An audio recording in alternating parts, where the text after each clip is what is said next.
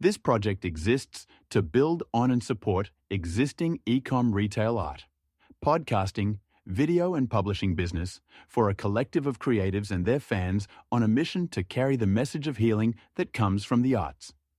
As one of the founders, I will be using this project as planning for the future, with a mission and for support through a breakout from current medical limitations. Welcome to Social Yet Distanced, your emotional orphan cafe. If you like our content, please consider buying us a book or call it a coffee on a regular or one-time basis. Buy some merch.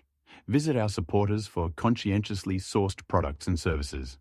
Thanks in advance for your support. If you need an assist with cost of cafe membership, reach out. I got comps. We hope you enjoy our content and will consider offering us support to grow and offer better and better content. https bit.ly SID Cafe Community. https bit.ly Social Yet Distanced Podcast. https bit.ly SidVid YouTube.